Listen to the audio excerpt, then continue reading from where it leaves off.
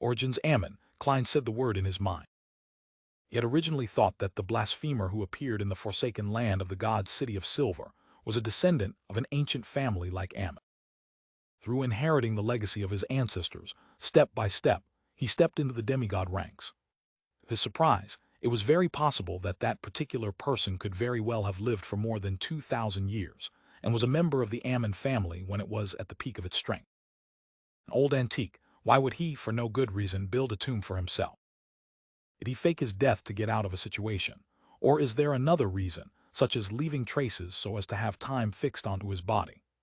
He was able to live from the fourth epoch to the fifth epoch, all because he was siphoning the lives of others. I originally guessed that he's a sequence 3 or sequence 2. Based on what I've seen today, it's not impossible for him to be a sequence 1. After all, long periods of time would eventually bring about an intrinsic improvement. Klein switched back and forth between puzzlement and speculation. His thoughts were like boiling water, gurgling nonstop. The ceramic doll tugged at his throat and accidentally pulled off a piece of skin, revealing the complicated mechanical structure within. His voice came out from that spot and brought with it the impression of leaking air. "Search the corpses on the ground, don't come any closer." "Yes, Your Grace." Kenser and company heaved a clear sigh of relief. The corpses on the ground had long since produced their Beyonder characteristic. Some of them had even combined with certain parts of the body to form a terrifying mystical item. In addition, the dead carried all sorts of items on them. The machinery Hivemind Shore has reaped quite a harvest this time. Together with the specter portrait frame and the human skin shadow characteristic, this completely makes up for the crazy expenses of the cleanup. A huge investment for a high return. Klein's eyes lingered on the ground for quite a while.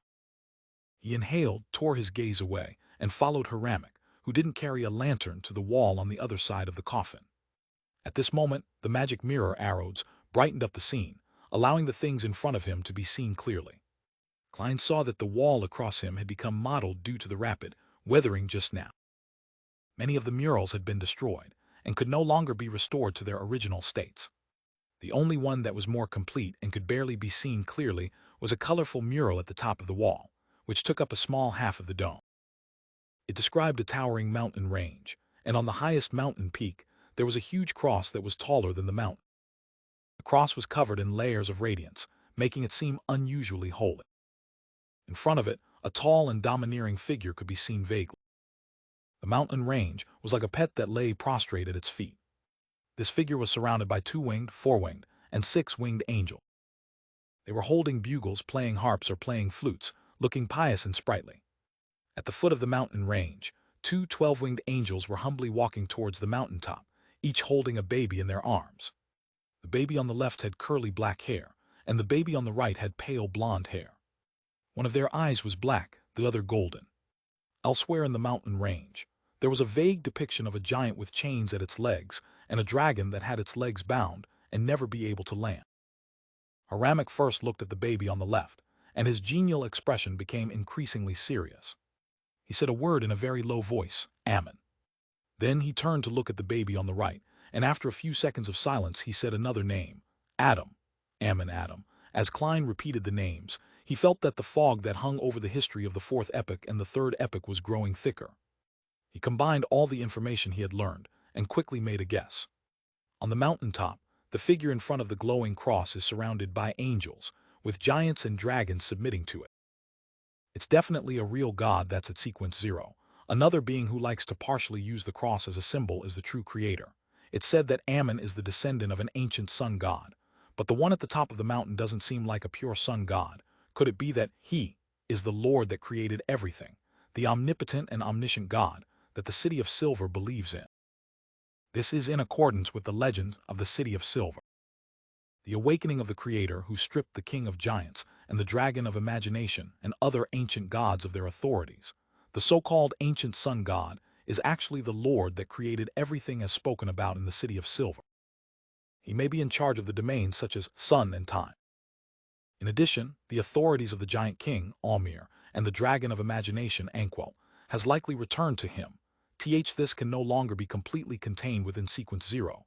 So, the original Ammon was the descendant of the City of Silver's Lord that created everything, the omnipotent and omniscient God, who inherited the Beyonder characteristics of the time domain. This seems to slightly explain why he remained silent in the City of Silver's dungeon for decades. Apart from him, there's also another descendant of the Lord that created everything, the omnipotent and omniscient God, named Adam. What did Adam inherit in the beginning? Does he still have a descendant alive? And if so, where would he be? What's the relationship between the true creator and that person? Is it simply an imitation, by using the creator's title and the symbol of the cross? Or is there some deeper connection between the two? Klein didn't let his doubts show too much. After all, the magic mirror, arrows, could be sizing him up. Haramek stared at the mural for a while. Then he suddenly took a few steps forward and pressed his extended palms against the wall. Without a sound, the majestic mural disintegrated, turning into pieces of stone fragments that landed on the ground. Even the color quickly evaporated, disappearing without a trace. The Church of the God of Steam and Machinery is consciously concealing the history of the third and fourth epochs. Are the other churches the same? Klein frowned and followed the Haramek doll to the other side. After making a half circle, they discovered another thing. A stone door which only had an outline loomed in the corner. At this moment, the Haramek doll's joints were constantly creaking, but this didn't stop him from quickly approaching the stone door and reaching out with his right hand to attempt to push. Above the stone door, there was a sudden burst of aqueous light that condensed into a scene that looked so real that it seemed possible to directly touch it. Dark blue waves were surging forward, and there was a dense black mist that looked like liquid. A craggy mountain protruded from the mist, continuously flowing with viscous liquid. Behind this mountain, the black mist seemed endless, with no end in sight. There was also no limit to its depth. The deeper one looked, the more placid it felt. It was as if once something fell in, it would fall forever. What is this place? Klein's expression didn't change, as he muttered inwardly. Haramek retracted his palms and watched as the scene gradually faded until it disappeared. He leaned his head back and sighed to himself while feeling perplexed. The abyss. That's the source of all corruption. It's said that it's an abyss that can even corrupt a true god. Klein was amazed, but as a former clown, he regulated his expression and limbs to appear unperturbed. He immediately thought of something. Roselle, who was exploring the fog sea, had once deviated from his path, leaving behind a puzzling sentence: I saw the abyss. As Klein pondered about the layers of waves that were surging towards the black fog, he made a conjecture. There's an entrance to the abyss somewhere in the fog sea. Immediately after, he looked towards the stone door. He suspected that Ammon, who lurked around the City of Silver, had employed a certain ritual. After finishing the tomb, he didn't depart from it normally. Instead, he used a special tunnel to head for the abyss. Thus, in the eyes of most people, he was already dead. As for whether the City of Silver or the forsaken land of the gods was located somewhere in the abyss, Klein couldn't be sure. After all, the history of this tomb was at least 1,500 years old, so Ammon had plenty of time to use the abyss to go somewhere else. Would he still occasionally come back to siphon off time? If he finds out that someone has dug up his grave, the expression on his face would definitely be very marvelous. Klein rejoiced for a baffling reason. At this moment, the Haramek doll held his left hand in his right palm and abruptly twisted it. With a creaking sound, his left hand was bent at the wrist, but there were no bones that pierced out of his skin, spewing out flesh and blood. There was a heavy, black metal tube inlaid in his left wrist. His entire left arm was a small-caliber mystical cannon. Hide a mole of advanced technology, he truly is worthy of being from the machinery hive. However, the requirements and costs for such a thing are too high. Clearly, it could only be provided to specific personnel, and not for military troops. Klein felt that today was an eye-opener for him, an opportunity to see another development path in the mysterious world. The only problem is that beyonder characteristics are conserved, artisans are limited, so many things cannot be mass-produced. The Haramek doll put his left wrist against the stone door. Inside his body, the sound of gears grinding against each other as they revolved emitted an intense spirituality radiance. A ray of light that was as bright as day appeared and disappeared. The stone door suddenly turned into pure powder, as if it had never existed. He destroyed the door. If blasphemer Ammon encounters an emergency situation and attempts to return here, only to find the door gone, that would be fun. Klein almost laughed when he imagined that scene. This was the end of the Ammon family's tomb exploration. The scene surrounding Klein quickly shrank and became the background. An illusory, ancient, and bizarre silver mirror appeared in midair. The black, eye-like gemstones on the mirror flickered. White words were quickly outlined in the mirror. Your loyal servant, Arrows, has finished reporting and is ready to serve you at any time again. Klein was a bit wary and unaccustomed towards the fellow who appeared too enthusiastic. He nodded and said, "Well done, you may leave first." Yes, the mighty existence above the spirit world. As soon Arrows produced that line of words, the scene around him shattered into pieces. After confirming that its power had left his dream, Klein thoughtfully said to himself, "The mighty existence above the spirit world. It really has vaguely sensed the gray fog. Does this magic mirror with a wicked sense of humor really wish to rely on me, or does it have some other purpose? I have to watch carefully. Otherwise, with it at the machinery hive mind, I don't want to be repeatedly blasted with cannon fire." Rounding up his thoughts, Klein began looking forward to the next day. After the machinery hive mind tidied up their spoils, they were likely to get him to choose an item. In Empress Borough, inside the opulent villa of Earl Hall. The cold air was kept out by the windows and walls. The building's interior was warm as though it were spring, and the fireplace was elegant. Audrey Hall was having her measurements taken by the fashion designer, Mrs. Guinea, so that she could create a costume for Audrey for the New Year banquet, in consideration of her recent physical and emotional state. At this moment, her personal maid, Annie, came close to her ear and whispered, "Lady Escalante is here." Such a vast response. Audrey was delighted, but she didn't make an obvious show of it on her face. With a faint smile, she said, "Please get her to wait in my art studio." For 5 minutes. Art studio? Annie asked in surprise. Yes, I'd like to ask her to admire my recently completed oil paint. She says that content that is painted in a relaxed state easily allows one to express their true thoughts and emotions, Audrey explained unhurriedly. Annie suddenly felt enlightened. Yes, miss. Less than 5 minutes later, Audrey entered the studio and saw Escalante admiring the paintings on the wall. That's Mr. Sensei's Inner Heart's Night, a masterpiece that allows one to feel peace. She smiled and introduced the painting to Escalante. Sensei's Inner Heart's Night. One of the top 10 works of last year's top 100-century-old paintings that the Tussock Times voted for. Escalante was obviously the kind of person who often read newspapers. And as a beyonder of the spectator pathway, she had a good memory. Yes, Audrey replied simply, as though it was a trivial matter. To actually have the honor of seeing the real deal. Escalante looked up at the painting again. She swallowed back the words, "This is worth at least a manor," unwilling to appear too Philistine. Audrey didn't continue, introducing the other painting. She found a reason to send Annie away, and motioned to Susie to stand guard outside the door. Susie read her hint without any hindrance, wagged her tail and scampered out. Escalante closed the door and went back to the easel's side. Before Audrey could ask, she took the initiative and said, "We have both the human skin shadows characteristic and the wind-blessed potion formula. However, there is no need for us to sell it unless the other party is able to provide an irresistible offer. The willingness to negotiate means there's hope." Audrey's green eyes darted slightly as she asked with a chuckle, "What do you wish to receive in exchange?" Escalante stroked her hair and gave her pre-prepared answer. £2,500 for the human skin shadow characteristic, and £3,000 for the wind-blessed potion formula. Quite a huge premium. Although Audrey didn't find them expensive, she lamented the fact that the psychology alchemist's premium had exceeded 50%.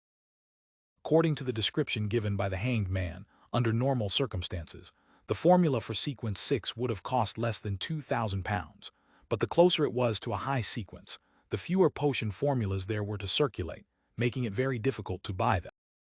There was no normal situation, and what was even more important was that, even if one chanced upon a sale, it was very difficult to ascertain their authenticity. At that moment, Escalante added, "If the other party can barter with mystical items, all that's needed is for them to be of roughly the same value. That is to say, you want mystical items more and can accept a price reduction for them. The Psychology Alchemists is one of the youngest secret organizations. They clearly haven't accumulated enough in this area compared to the others." Audrey pursed her lips and said, "I'll inform them, but I can't guarantee that they'll accept." She wasn't the least bit worried that the Psychology Alchemist would notice that she hadn't been involved in any Beyonder gathering recently. After all, her schedule was rather tight. Afternoon tea, music lessons, dinners, dances, equestrian training, language lessons, dancing lessons, and so on. There were too many opportunities for her to interact with different people. In that case, perhaps a particular dinner was a cover for Beyonder gatherings, or perhaps the music teacher was a senior Beyonder, and it was almost impossible for the psychology alchemists who hid in the shadows to investigate it when they couldn't act openly. Having said this, Audrey curiously asked, "Ms. Escalante, I thought you wouldn't sell the Wind-Blessed Potion formula since it's already at sequence 6. Heh, if there's a chance, it might be more useful to spread this information out," Escalante answered vaguely. In her mind, although Miss Audrey was a new member who had a high level of importance attached to her by the organization, she was still a new member after all. There were many things she couldn't know about. Why? Audrey suppressed her doubts and smiled sweetly. She asked innocently, "Ms. Escalante, if this deal succeeds, can you count it as my contribution?" Escalante broke into a laugh. "Yes." Klein busied all morning until he returned to Mince Street. He filled his stomach and prepared to rest. Only then did he have the time and opportunity to listen to prayers above the gray fog. Someone on Miss Justice's side has the human skin shadow characteristic. Seriously? Either it doesn't come, or it comes in pairs. As a secret organization, the psychology alchemist is quite qualified in the field of resources. Klein was suddenly left in the throes of happiness from having a choice. Even if he counted the £500 which the hanged man still hadn't paid him, he only had £1,335 in cash. This didn't prevent him from seriously considering the request for a deal with the psychology alchemist. After thinking for a dozen seconds or so, he passed Justice's words to the hanged man to see what choice the latter would make. £3,000. Alger Wilson, who was still in Rorsted Archipelago's capital, the city of generosity, felt as if someone had struck him hard. After he became captain of the Blue Avenger, he sometimes played the role of a pirate and sometimes a law enforcer, secretly exterminating several groups of pirates. But even so, the total value of his spoils of war didn't exceed £2,000, and a portion of it had to be distributed to the sailors under him. Of course, this didn't include the ships and cannons which were captured, as they had to be handed over to the Church of the Lord of Storm. This made Alger often sigh that most pirates weren't rich, that they were used to squandering on having opulent lives. Liquor, barbecue, whores, marijuana, and gambling had drained the pirates of their money. "Unless I meet a pirate crew with Beyonders, it would be very difficult to get rich so suddenly." Alger paced a few steps, then he made up his mind. He took out a gold mask from his undergarment pocket. The mask had rough facial features, and the way they were formed had the characteristics of a primitive human being from an ancient forest. Alger sat down, humbly recited the honorific name of the fool, and said, "I'm willing to use this mystical item to barter for the Wind-Blessed Potion formula. As long as the user wears this mask, they will become extremely calm and emotionless. At the same time, they will also obtain an extremely strong regenerative ability, exaggerated speed, and outstanding strength, as well as grasp a certain amount of black magic and primitive curse techniques. Its weakness is that, as the number of times it's used increases, the wearer will become more and more unlike a human being. They will turn colder and colder, eventually treating themselves as a god." Sitting in his seat as the fool, Klein looked at the £500 note in front of him, the 5 strands of dark blue hair as thick as a tiny snake, and the simple golden mask. He tapped the edge of the long table with his finger, thinking carefully about what mystical items he could use for trade. The all-black eye? Certainly not. This is the main ingredient of a Sequence 5 Nimblewright Master. It's just short of having Little Sun to obtain the method to remove the mental corruption. Dark Emperor card. This card, which cannot see the light of day, has a value countless times higher than that of a human-skin shadow's characteristic Mr. Azek's copper whistle. At the moment, its only function is the summoning of a messenger, and it's an important tool for communication. I can't sell it, the copper whistle of the numinous episcopate member who left behind white feathers. Similarly, it can only summon a messenger, but the target on the other side of the messenger seems to be very dangerous, Sun Brode. This is something I want to use for myself. It effectively makes up for my weaknesses. Master Key. It involves Mr. Doran has too many hidden secrets. In addition, just from the value of its effects, it pales in comparison to the human skin shadow's characteristic biological poison bottle. This is very compatible with my spirit body state. If I use it well, I can even fight a group of Beyonders, demon hunting bullets, purifying bullets, exorcism bullets. They are not mystical items and are considered consumable Beyonder weapons. They are of very low value, the Book of Secrets. This isn't a mystical item either. Psychology alchemists likely do not lack such knowledge. At present, only the Beyonder characteristic of an interrogator can be sold. However, the psychology alchemist wants mystical items. Furthermore, the trading venue is in Backland, so it would easily expose information pertaining to Hero Bandit Dark Emperor. Klein took this opportunity to sort out what he had and finally came up with a perfect plan. He first took the form of Mr. World, manipulating him to take up a praying posture, and then he responded with a hoarse voice. I accept the price of £2,500, but give me 2 days to raise the money. Immediately following that, Klein threw the reply scenes of the Hanged Man and the world to the Crimson Star, which symbolized Miss Justice. After receiving affirmation from Miss Justice, Klein waited patiently all afternoon at Mint Street. It was late afternoon when the Machinery Hivemind member, Carlson, rang his doorbell. Klein didn't ask anything further. He followed the man to the Lever Cathedral near the West Balham Dock and entered a 3-story building next to the cathedral. The signboard wrote, Backland Institute for Mechanical Research. How academic! Klein suddenly thought of the Blackthorn Security Company and cracked the corner of his lips into a smile. Under Carlson's guidance, he passed through some strange devices and found himself in a windowless room. On the long table in the room, there were many items emitting strong spirituality, including the human skin shadow characteristic and the specter portrait frame, which was covered in black cloth. However, there were no characteristics left behind by the dead Beyonders. Obviously, the higher-ups of the Machinery Hivemind don't want me to know about the law of indestructibility and conservation. Klein wasn't the least bit surprised. You can choose one. The hatless Ickenser pointed at the long table. Klein scrutinized the items several times before sighing. There's nothing I want. If I were to convert it into gold, how much would I get? He had already made up his mind that he wouldn't obtain the human skin, shadows, characteristic from the Machinery Hivemind. Although this could be explained as the need to create some mystical item or to try out a unique ritualistic magic, there was still a chance of exposing his own secret. In a situation where there was a better choice, Klein didn't want to take the risk. Thus, he intended to take only money. Not only would this help him gather the £2,500 that the psychology alchemist quoted, but he could also effectively dispel the Machinery Hivemind's wariness towards him. Ickenser was visibly relieved. He smoothed his hair and answered with a smile, £1,500. However, we encourage you to choose money, so a total of £2,000. Klein immediately revealed a sincere smile. All right. Money with the help of a bestowment ritual, Klein handed £2,500 in cash and the gold mask provided by the Hanged Man to Miss Justice, and he used the image of the world to urge her to close the deal as soon as possible. I've spent almost £5,000 in the past 2 weeks. If I didn't leave Tingen, this amount of money is enough for me to maintain a lifestyle just like my landlady's family. A doll ruins one's life. Consuming potions bankrupts you for 3 generations.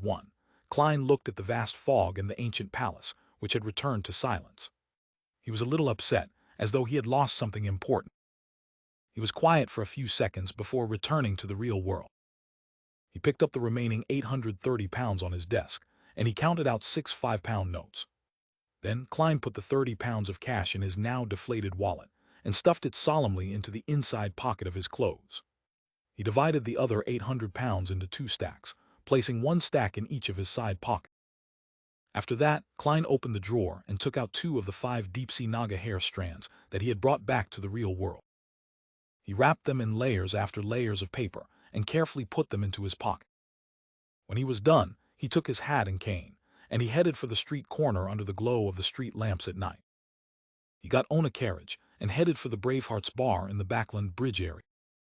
In the heated and noisy environment, Klein insisted on finishing his glass of Southville beer before he slowly made his way out of the bar and into a rental carriage through the thundering cheers for the boxer.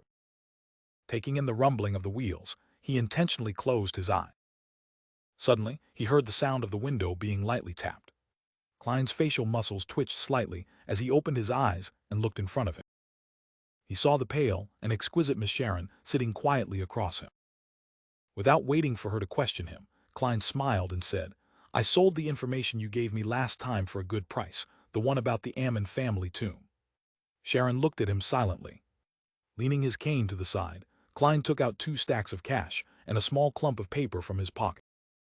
£800 plus 2 strands of deep-sea naga hair, for a total of about £1,000. That's what you deserve. Klein took a silent breath and smiled as he handed over the cash and paper clump.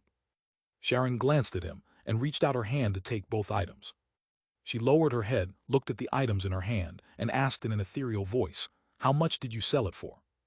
£2,000, so we split it equally. Klein chuckled. If the machinery hive mind had only paid me £1,500 according to the original plan, then I'll have to first owe you a portion of it, he thought gladly. With a flip of Sharon's bloodless hand, the cash and the paper clump disappeared without a trace. She raised her head and tersely acknowledged before asking succinctly, "What's in the tomb?" Don't know, I didn't go." Klein didn't disclose the help he had received from the magic mirror, arrows.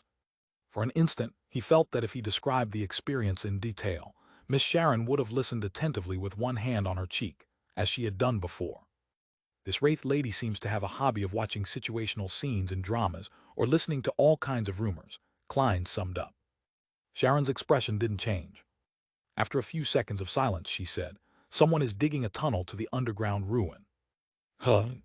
Klein wasn't able to react for a moment to what Sharon was talking about. However, he soon understood which underground ruin Sharon was referring to. There was only one underground ruin the two of them knew of, and that was the 4th epic Tudor dynasty ruin. Someone is digging their way into the underground structure. Klein pondered for a few seconds, then he suddenly came to a realization. Is it that baronet? He had already forgotten the name of the hidden Tudor dynasty descendant, other than knowing that he had an aristocratic title of a baronet, and that he lived on Civilow Street, where the Backland police station was located. Yes. Sharon gave him a positive answer. What is he looking for? Doesn't he know that there's an evil spirit inside? Doesn't he know that all the Bayonders from his family died in there? Klein asked himself a few questions. Sharon sat up straight and replied seriously, "I don't know if he knows or not." How much longer will he take to dig through? Klein asked in deliberation. Another 2 to 3 months. For the time being, he's doing it on his own. Sharon provided her own judgment. Phew. Klein let out a small sigh. There's no need to rush. When I'm ready, then we can go visit him together. At this point, he explained with a smile, "As you know, I like to make sufficient preparations in advance. I won't get involved in anything until I advance to Faceless."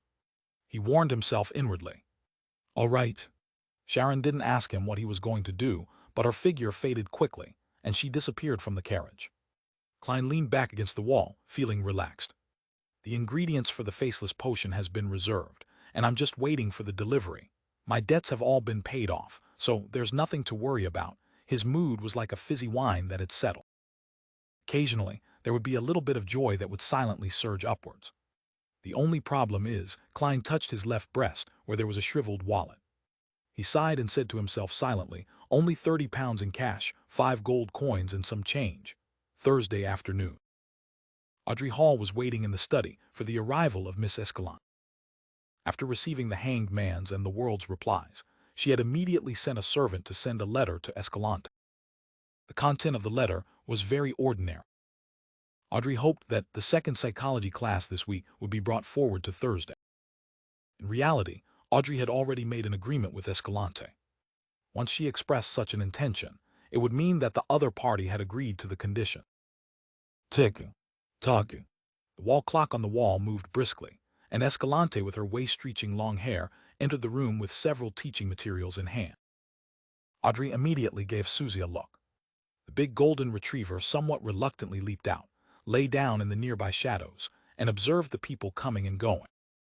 Escalante closed the study door, looked around slowly, then sat down across the small white round table and put down the teaching material. Are they paying for it in cash, or with some kind of mystical item? This member of the psychology alchemist asked in a low voice. One directly gave £2,500, and one provided a mystical item. Audrey flippantly took out a white cardboard box from her medium-sized orange handbag. The outside of the box was covered with a wall of spirituality. After removing the wall of spirituality, she opened the lid of the box, revealing the simple golden mask. Then she recounted the flaws and effects of the mask. To be honest, she was very curious when she received the mystical item. She had wished to test its effects, since it was her first time coming into contact with a mystical item. However, she finally resisted her urges, as she didn't wish to turn cold. TT's basically the same value. Escalante tried it and breathed a sigh of relief. After 2 seconds, she pulled out the thickest textbook and flipped to page 48. The middle part of the textbook had been hollowed out. There was an iron box about the size of a palm and a rolled-up piece of parchment. Human skin shadow characteristic wind-blessed potion formula. Escalante showed and introduced them to her. Audrey's gaze cast toward the characteristic which resembled a diamond. The face inside left her head spinning. This has the ability to restrain a spectator's powers. Is this the sequence pathway of Mr. World? No wonder, Audrey looked away and studied the formula. This has the ability to restrain a spectator's powers. Is this the sequence pathway of Mr. World? No wonder, Audrey looked away and studied the formula. Sequence 6, Wind Blessed. Main ingredients: 6 crystalline feathers of a blue shadow falcon, a pair of dragon-eyed sea condor eyes. Before Audrey could examine the supplementary ingredients, Escalante rolled up the parchment in time. After that, she set up the wall of spirituality around the middle box again, closed the textbook, and pushed the thick book towards Audrey. Audrey held the book, but she didn't hand over the gold mask and 500 pounds to Escalante in a timely manner. Seeing the look of puzzlement in Escalante's eyes, the prepared Audrey smiled and said, "The other party is worried that the characteristic doesn't match and that the formula is fake. They hope to verify it first. And before the verification, the money and items will all be held under my custody. All of them believe in my trustworthiness, and I do not wish to lose this reputation. Understand their concern." Escalante paused for a moment before saying, "We trust you too." Since the money and items were in the hands of one of her own members, she wasn't worried about being cheated despite feeling upheaval. Besides, Miss Audrey is rich and powerful. She can be trusted to be a guarantor, Escalante thought with relief. In the ancient palace above the fog, Klein held a spirit pendulum in hand, divining the authenticity of the wind-blessed potion formula. He didn't wish to inadvertently lose the most experienced and powerful member of the Tarot Club, Mr. Hanged Man. When he opened his eyes and saw the topaz pendant turning clockwise, Klein heaved a sigh of relief and sent his thoughts to the crimson star that symbolized the Hanged Man. City of Generosity. Alger first saw the endless gray fog before hearing Mr. Fool's low but distant voice. "Miss Justice has completed the deal." An illusory piece of parchment appeared in front of Alger. On it was the wind-blessed potion formula. With the potion going through Mr. Fool's hands, he had no qualms about the authenticity of the formula. He bowed his head respectfully and thanked him. When the illusion dissipated, he immediately found a pen and paper to jot down the potion formula. Then he paced back and forth in excitement, muttering to himself, "Blue Shadow Falcon, that primitive island has it." After finishing the matter regarding the Hanged Man, Klein finally had the time to check his human skin shadow characteristic. After confirming its authenticity, he relaxed and leaned back in his chair, exhaling happily. Finally, after 3 seconds, Klein suddenly sat up, and he decided that there was no time to lose. Tonight he would concoct the faceless potion. 15 Mince Street in the dank, cold kitchen. Klein rummaged for his newly bought large iron pot, poured fresh water into it, and carefully scrubbed it several times. Then he dropped some matches into it and snapped his finger. The scarlet flames soared, and under his control they quickly burned the remaining water droplets dry without harming the surface of the pot. This time, there were no ingredients such as pure water in the potion recipe, so Klein was even more careful than the previous 2 times. He wanted to ensure that everything was in good measure to prevent any problem. Although he was able to divine whether the concoction would be successful or not, at least to not endanger his life, such a result could still involve his potion being ineffective. Attempting to extract the Beyonder characteristics from the concoction would be relatively difficult, just like the removal of the mental corruption of a rampage. He would need the corresponding technique, methods, or rituals, and Klein wouldn't be able to gather a second round of ingredients within a short period of time either. After finishing his preparations, Klein took a deep breath as he looked at the neatly arranged boxes. Finally, he recalled the potion recipe: faceless, main ingredients, mutated pituitary gland of a thousand-faced hunter, characteristic of a human-skinned shadow. Supplementary ingredients: 80 ml of a thousand-faced hunter's blood, 5 drops of black jimsonweed juice, 10 grams of dragon tooth grass powder, 3 strands of hair from a deep-sea naga. He first picked up the cardboard box which came from vampire Emlyn White. He opened the box and took out the glass bottle that contained 100 milliliters of a thousand-faced hunter's blood. Glancing at the scale, Klein unscrewed the lid and steadily poured the sticky liquid into the pot with a stable wrist. The liquid changed its color, depending on the variation in the lighting. As it was a supplementary ingredient, he didn't pursue precision and didn't use chemical experiment apparatus to separate and titrate the liquid. Thousand-faced hunter's blood was like thin honey that slowly filled the bottom of the pot. When Klein felt that it was about time, he stopped tilting it and allowed the liquid to flow back. There's still about 20 milliliters left. My spiritual intuition is quite accurate. Klein withdrew his gaze from the glass bottle and tightened the lid. This 20 milliliters of thousand-faced hunter's blood could still be used to make mystical items, Beyonder weapons, extraordinary scrolls, or for drawing symbols or labels in some ritualistic magic. It was still very precious. After putting the glass bottle back into the cotton-filled box, Klein went down the list and added the black jimsonweed juice and the dragon tooth grass powder. He saw that the liquid in the iron pot started to bubble.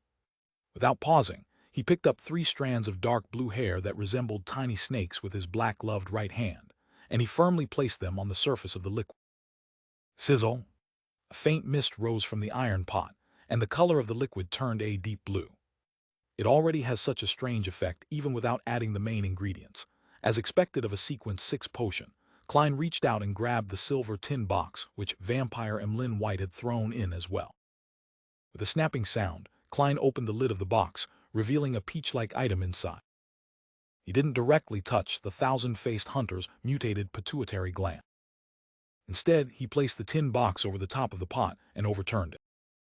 A yellow-brown object with the grooves and ridges of a brain fell in, crashing into the dark blue liquid. At this moment, no liquid droplets splashed up, and the pituitary gland that was constantly changing its shape silently melted. The colors of gray and yellowish-brown quickly merged with the dark blue, and the bubbling suddenly increased in size. At this point, Klein was a little nervous, but he controlled himself. He picked up the last box and overturned the huge diamond-like human skin, shadow characteristic into the pot. All of a sudden, the mist converged, and even the glow of the gas lamps showed signs of being attracted and devoured as the room turned darker. When everything returned to normal, Klein finally saw what the final potion looked like. It was blackish green all over, and from time to time, it would produce a bubble the size of an eye, and as if it had a life of its own, it would produce a burping sound every few seconds.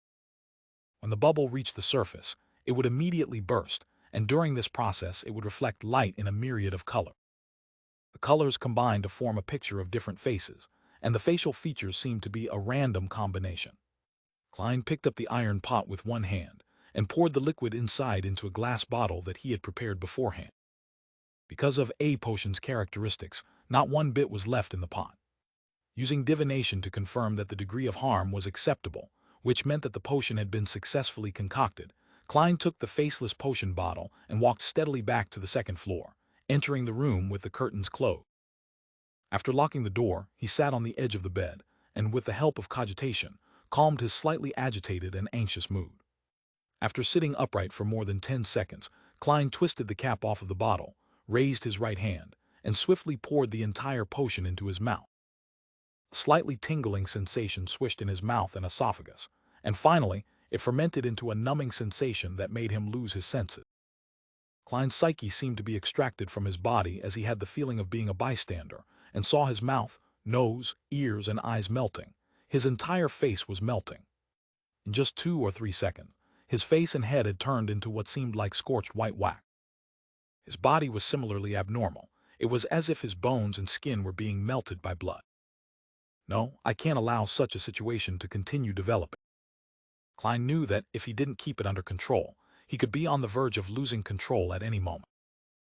As a spectator, he tried his best to pull his thoughts back to his body, trying to visualize the layers of stacked spherical lights and maintain his state of cogitation. After a brief but repeated attempt, he finally felt his body once again. He tried his best to control every tiny part of his body to hold onto his lower limit. As the melting and dissolving assaulted him again and again, Klein lost sense of how long he held on for. But when it finally came to an end, he regained the feeling that his body belonged to him. At that moment, he knew that he had finally broken through the threshold and was now a sequence 6. He was now a faceless. Klein didn't sweat, but he was mentally exhausted. He barely got to his feet and walked to the full-length mirror, trying to observe what he looked like. Under the gas lamp's illumination, he took 2 sudden steps back and caused the floor to reverberate. The scene in the mirror was extremely shocking. Klein saw that his face and exposed skin were covered with dense, pale granules. It would make any normal creature who saw those go numb and subconsciously resist. The more timid ones might even lose their mind. Despite knowing the acting method, and having completely digested the magician potion, my advancement to sequence 6 was still rather difficult. I was only 2 to 3 steps away from losing control. I wonder how much of a risk those Beyonders who relied on the accumulation of time and barely qualified to consume the potion faced. The probability of failure definitely isn't low. It's no wonder sequence 7 is relatively common among the members of the churches, and they will shoulder the responsibility of captain or bishop. While the number of people at sequence 6 begins to plummet, Klein closed his eyes and sat back in his chair. With the help of cogitation, he was able to restrain his overflowing spirituality and recover from his exhaustion. After about 10 minutes, the disgusting granules on his body had completely faded and merged into his flesh. Phew! Klein exhaled, walked back to the full-length mirror, and he looked at his full bearded appearance. Suddenly, his facial hair began to squirm. His flesh and skin began to undergo a bizarre change like half-melted wax. Within a second or two, Klein had reverted to his original appearance: black hair, brown eyes, ordinary facial features, a clean face with a deep outline, and a somewhat thin body. He quietly gazed at his past self and stretched out his right hand to press it against his face. With a gentle touch, Klein's face changed again. His nose bridge was high, his lips were extremely thin, and there was a tinge of elegance in his handsome face. There was an unconcealable pride in his appearance. It was none other than vampire Emlyn White. A little too short, he laughed at himself. At this moment, the bones and ligaments in his body began to produce cracking and snapping sounds as his entire body suddenly soared up a little. He now looked identical to Emlyn White externally. I've noticed that I can accurately recall the exterior appearance and temperament of every person I know, and I can grasp their unique scent. Klein's pores squirmed, and his body changed accordingly. The smell of his body became different as a result of this. He looked into the full-length mirror again, letting his hairline slowly recede, and he changed the color of his eyes into a deep gray. Without a sound, Dunn Smith seemed to come alive again, and he was staring at the team member who always came to him to report on unusual matters. Letting out a breath, Klein returned to his original form, but the corners of his mouth remained curled upwards. He thought for a moment, took a few steps back, and looked at the magazine, Ladies' Aesthetics, which he had bought to look at fashionable beauties, and he noted down the appearance of the actress on the cover. Then he went back to the full-length mirror and wiped his face with his right hand. When he looked in the mirror again, he saw a young lady with black hair that went past her shoulders and delicate facial features. It really works. Klein looked down at his chest, but he didn't see any protrusion. Trying hard to control his body, he managed to create a pair of cups by moving his fat and some of his flesh. However, there was nothing he could do about his lower body. That is to say, it is just a superficial change in appearance. Nothing fundamental. Also, I can only grow taller or shorter by 10 centimeters at the moment. Going beyond this range would be difficult. Also, there's a limit to the enlargement and shrinkage of the head. For example, I can't mimic Father Otravsky's half-giant head at all. Also, I can only observe the appearance and temperament of the target in an instant, without knowing anything related to him. It's easy for me to be exposed when facing a spectator like Miss Justice. Ha ha. In the clown stage, the clown restrains the spectator, but in the faceless stage, it is actually somewhat restrained by the spectator. Interesting. Upon having this thought, Klein stopped changing and returned to the appearance of Sherlock Moriarty. Divination, fighting, as well as a magician's Beyonder powers have all been enhanced. As for how much they've improved, it can only be confirmed through practice. I should find some time to head to the Quelog Club tomorrow. Klein took one last look and went downstairs to clear up the mess. After rounding up everything, he quickly washed up and crawled into bed. Lying there looking out the window at the crimson moonlight, he gradually calmed down. After a few minutes of this, Klein slowly closed his eyes and smiled to himself. Good night, Faceless. Townshend Street, in between Empress Borough and Westborough. Zeodericha was standing in a dark, secluded alley.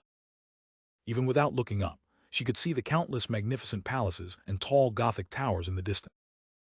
It was the highest district in the whole of Backland, and it was also where the lone royal family resided. It shared the same or even slightly higher status as the White Maple Palace of Intis and the Almere Palace of the Fasek Empire in the southern and northern continent and in the entire world, but its name was neither romantic nor ancient. It was called the Sodla Palace, and in ancient Fasek it meant balance. Zio looked away from the famous Bell of Order and directed her sight to the other side of the alley. In the shadows where the street lamps didn't shine, a figure slowly walked out. The figure wore a golden mask that revealed the lower half of his face.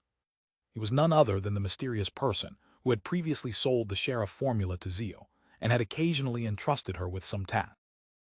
When Zio and Fours discussed in private, they both suspected that the person was from MI9. Any progress this week? The man wearing the gold mask asked as per usual. Zio shook her head. No, I don't think anyone was keeping tabs on Cap'n before the incident. She paused for a moment, then she reluctantly asked, Do you still want to continue investigating this matter? The masked man was silent for a moment. There's no need, but if you hear anything related in the future, then contact me right away. Today, PLL give you a new mission. What mission? Zio was completely in her bounty hunter state, ready to assess the risks. The masked guy laughed. This is a very simple mission, and it's one that you've been dreaming of doing. Seek to purchase the sheriff and interrogator main ingredients in all your circles, especially a special ingredient that can be directly concocted into a potion.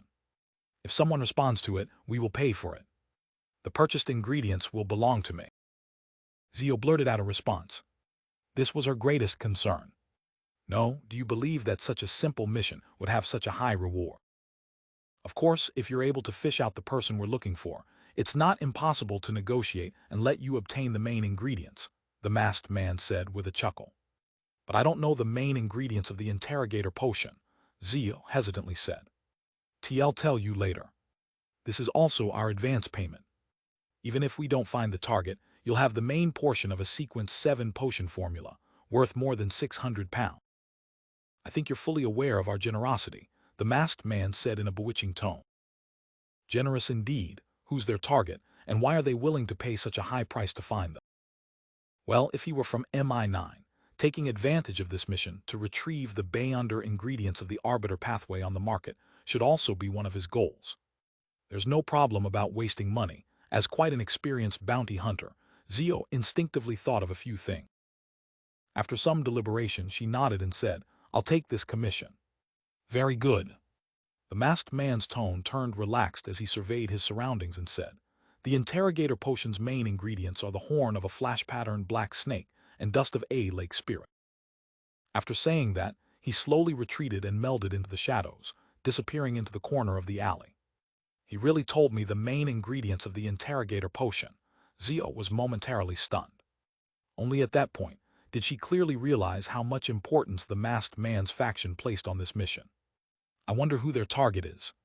It seems to be focused on some special ingredient that can be used to directly concoct a sheriff or interrogator potion. With this in mind, Zio suddenly froze up. She remembered one thing. When she advanced to sheriff, she had used a special ingredient she had bought through Fours, one that could be used to concoct the corresponding potion. This is that their target. Zio instinctively decided to keep silent on this matter, to never tell the masked man anything. She rubbed her fat baby cheeks and walked towards the street outside, ready to take a public carriage back to Sherwood Borough. At that moment, she saw a brown carriage drive past. Her eyes were instantly attracted by the coat of arms on the carriage. The coat of arms consisted of a single flower and 2 rings. There was nothing special about it, but Zio stared at it in a daze as though her gaze had frozen. It was only when the carriage was far away did she withdraw her gaze. Her mood immediately reached rock bottom. It didn't turn for the better, even when she returned to the shared rented house. Seeing that her friend was in a bad mood, Force poured 2 glasses of red wine and brought them to her. What happened? She sat across her and pushed one of the glasses toward Zio. Zio looked down at the red wine. After a full 2 minutes of silence, she said in a slightly hoarse voice, "On the way back, I met someone I used to know." "Who?" Fors asked cooperatively. "Viscount Stratford," Zio replied to any question she received without elaborating. Fors thought for a moment, and then she said, "This Viscount seems to be the captain of the Royal Guards." As a best-selling novel author, she would receive invitations from noblemen who liked literature and participated in afternoon tea parties and banquets from time to time. With her professional habits of collecting material as a writer, she would certainly volunteer to understand more famous noblemen. It was at such a party that she got to know Viscount Glane. "Yes, he used to be my father's deputy," Zio said with some difficulty. "Your father?" Fors knew that Zio came from a fallen aristocratic family and had some secrets. However, she didn't know the specifics. Zio picked up the glass of red wine and gulped it down, coughing a few times after she choked. After calming herself down, she said, "My family was once part of the aristocracy.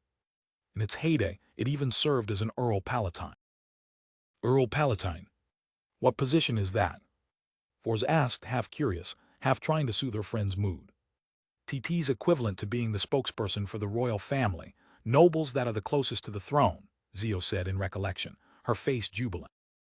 "From that moment forth, our family had the fief a true earl would have, but it wasn't as illustrious during the time of my father. However, we still held the trust of the former king, Might Wielder William VI. He was the leader of the Household Guards Division and the captain of the Royal Guards." Her tone gradually turned melancholic as she found it difficult to hide her pain. "But 7 years ago, he was accused of participating in a revolt, and he was eventually executed and deprived of his aristocratic title and fiefdom. Because of this, my family fell from grace, and many of my family members even died for no reason. In order to live, we changed our surnames and left East Tucker County. Don't believe that my father would engage in mutiny. He was so loyal to the royal family, even more so than his belief in the goddess. In order to, anyway, I left my mother and my younger brother and came to Backland, looking for a chance to improve myself, hoping to restore my family's glory and my father's reputation." Zio was vague about some of the things midway through her recount, but Fors didn't mind. She sighed and said, "It'll be very, very difficult." But she immediately smiled. "But I will support you. And behind me is the mysterious Tarot Club." She added in her mind, "Nighttime in Tingen City, 2 Daffodil Street." Melissa, who was doing math problems, turned her head to the door and looked at Benson, who had just taken off his half-top hat. "Where did you go? Aren't the results announced tomorrow?" "They're already available tonight, and I happen to know 2 of the city's employees who are in charge of the unified exam," Benson said with a smirk. In early December, he had enrolled for the civil servant unified examination, selected a relatively uncompetitive position, and in the process, established friendships with several civil servants and a number of examination candidates through his eloquence and communication skill. What was the result? Melissa unconsciously put down the fountain pen in her hand. Benson's expression immediately darkened, but before Melissa could open her mouth, he revealed a bright smile. "T-Bast, and I'm ranked quite high." "That's great." Melissa stood up and took 2 steps forward. "You have to start preparing for the second round of exams at the end of January. It's held in Backland. I need to prepare your luggage for you ahead of time. When are you planning on leaving?" Seeing his sister's concern, Benson walked into the living room, smiled, and said, "I plan to do so after the new year. We'll go to Backland together and rent a house there. Regardless of the success of the exam, I'm prepared to stay in Backland and try my luck. And you can take advantage of the New Year's holiday to transfer to the technical school in Backland, to prepare for the entrance exam at the Backland University of Technology and Industry in June."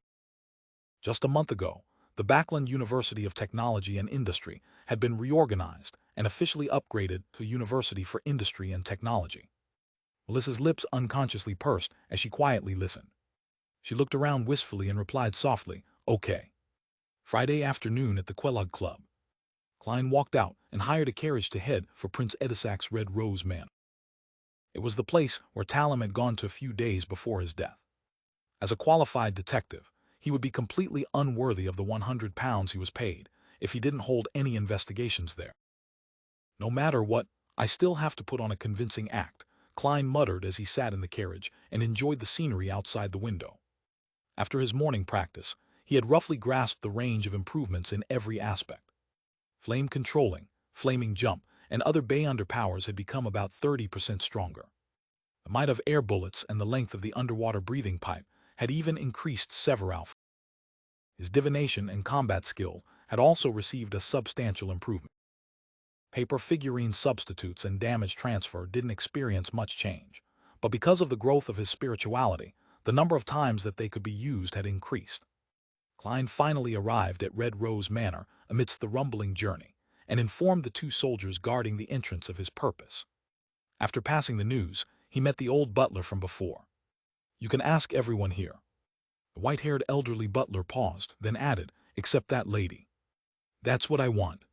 I don't want to get into trouble," Klein laughed casually. "All right." Red Rose Manor, outside the luxurious rooms filled with all kinds of antiques. Klein stood at the door and asked the sixth maid he had met today. The young maid was wearing a black and white servant dress that had the characteristics of the time. She was pretty in her prime and had natural curls to her brown hair. She had a hint of playfulness on her face. "Who does Mr. Tallam meet when he visits?" Klein repeated the question numbly. The maid replied almost without a pause. "Mr. Tallam usually requests to meet His Highness, or to accompany him in riding horses, or to discuss matter. If His Highness happens to be absent, he will meet with that lady. They are very good friends." He receives permission from the butler. Tallam is good friends with the commoner lady who Prince Edisac likes, meeting in private from time to time. It was likely that he was persuading her to leave this place, so as to not affect the reputation of the prince. Klein nodded thoughtfully. I mean, Mr. Tallam and the young lady, what would they talk about?" When he asked this question, Klein suddenly recalled how Tallam had fallen in love just recently. With his rich experience from the information age, he somehow came up with an extremely contrived romance story. The maid wasn't afraid of the detective. She smiled, shook her head, and said, "At times like these, we're all asked to leave the room."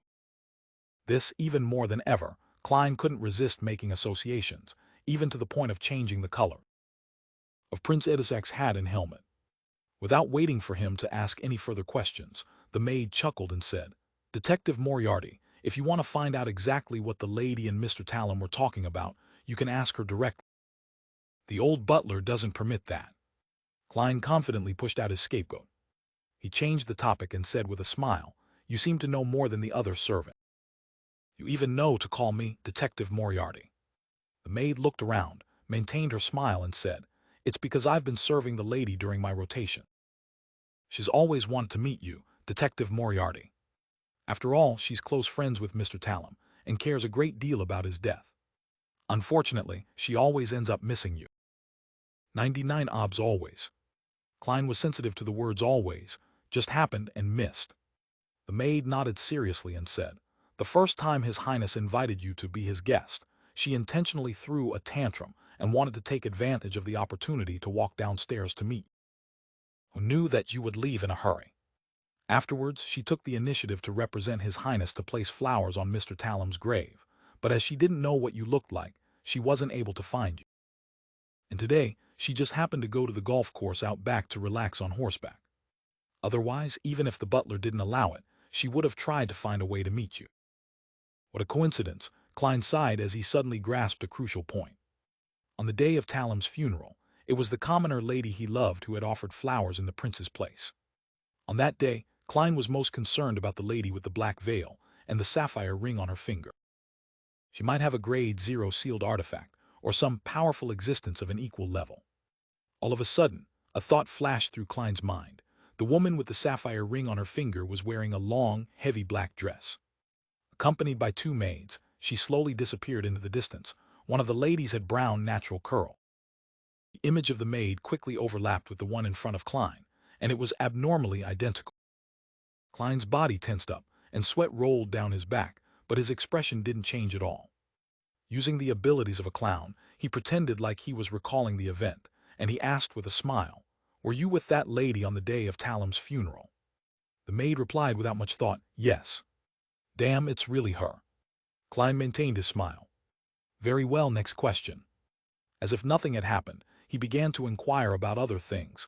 Then he switched to another servant and continued. However, Klein secretly shortened the process and sped up the progress. He wanted to leave Red Rose Manor before the young lady returned from her riding.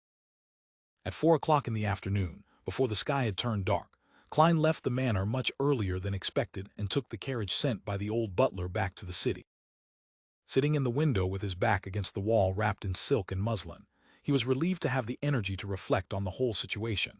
It was Prince Edisac's beloved commoner lady who had cursed Talum.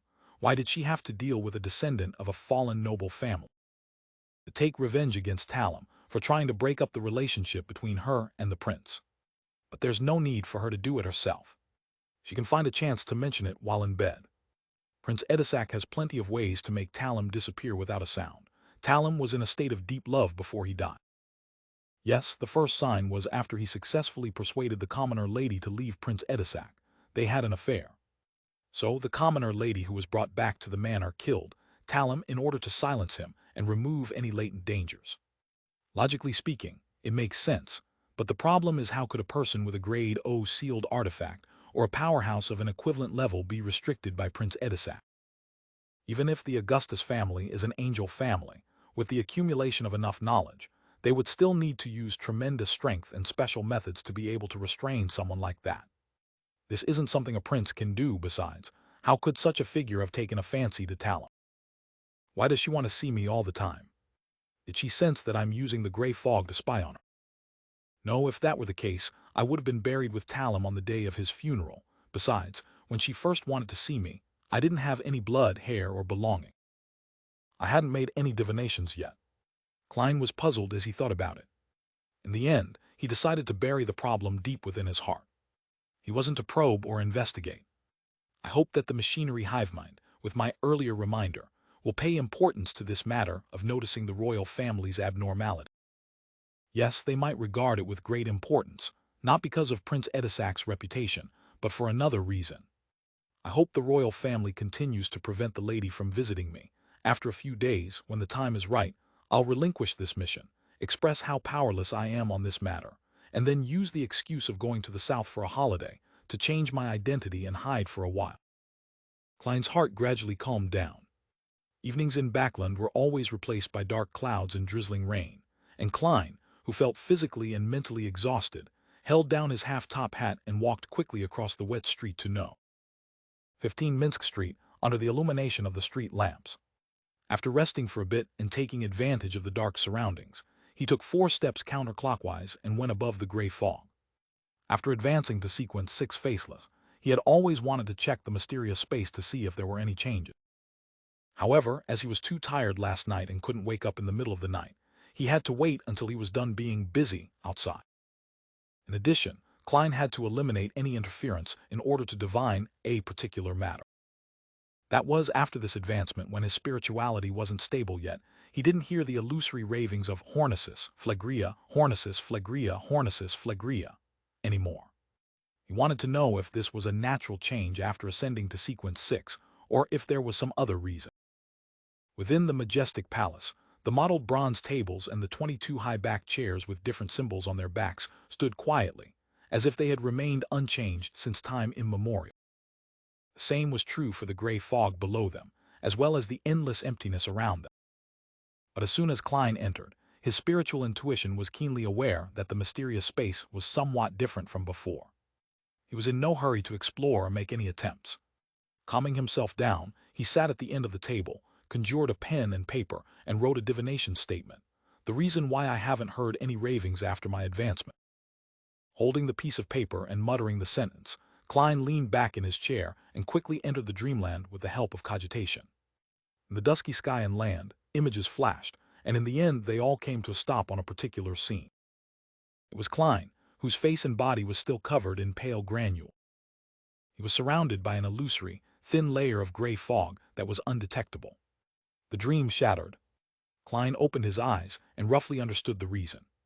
The gray fog has interwoven with reality, helping me block out the ravings that come from who knows where. After advancing to sequence 6, my connection with the mysterious space above the gray fog has become even stronger, thus bringing about certain changes and allowing me to naturally borrow a portion of its power.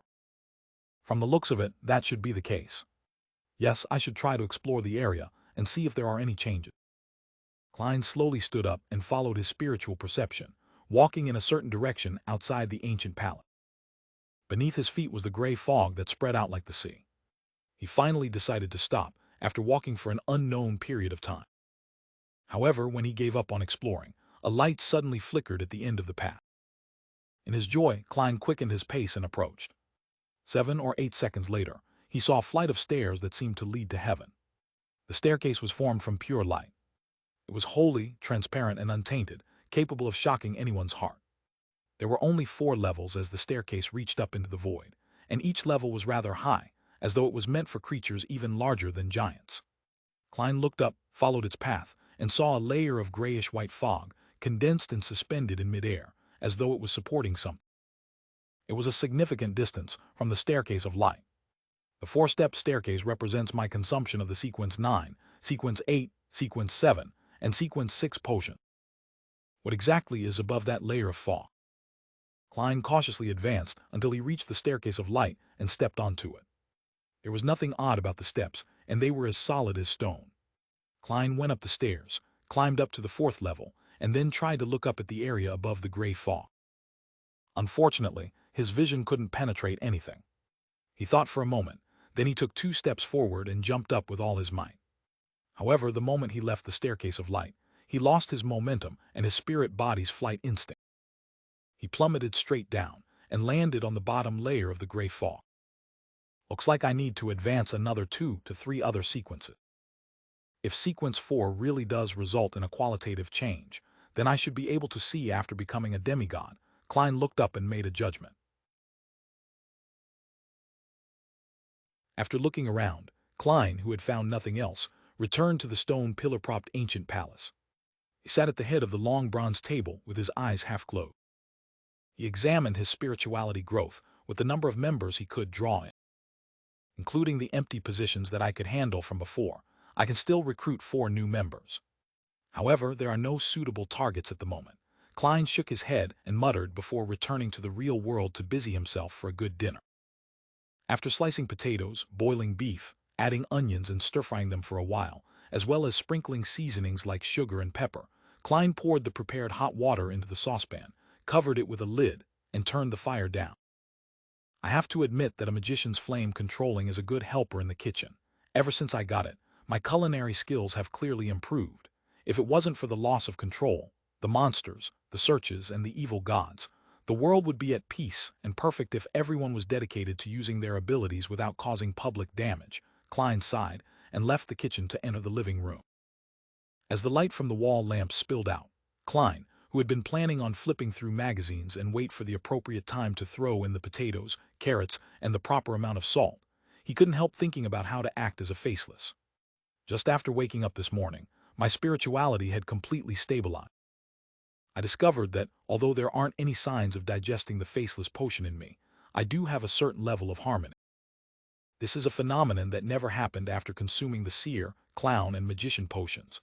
With this in mind, Klein looked up at the oriel window.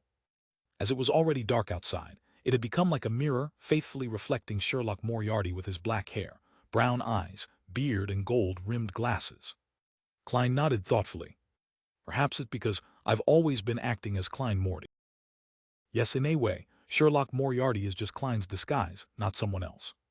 Although I've received many memory fragments and gained some of the original's feelings that previously existed, in essence, I'm still a guest from an alternate world. I'm Earth's keyboard warrior, Joe Mingrui. I've been through so much in the last 5 months that sometimes I even think I'm Klein Morty. Amidst the silence, many thoughts flashed through Klein's mind, giving him a lot of insight. However, I'm still Joe Mingrui, who's donning the skin of Klein Morty, someone who has never given up the idea of returning. He slowly closed his eyes.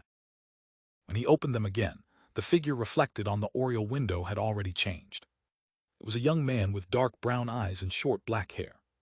His facial features were unremarkable, and he appeared refined, but he had obvious eye bags with an inkling of a double chin.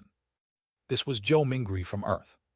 Long time no see, Klein sighed, raised his hands and rubbed his face. By the time he lowered his arms, he was back as Sherlock Moriarty. After this period of contemplation and adjustment, He inexplicably felt that the gap between his spirituality and the potion had reduced significantly, and there were signs of them slowly blending together. No wonder Nimblewright master Risego's teacher. Yes, perhaps his teacher would say that you can disguise yourself as anyone, but you are ultimately yourself. This is likely a core rule of a faceless's acting method. Once one forgets this point, it would be easy to forget yourself amidst the constant changes, eventually turning into a monster.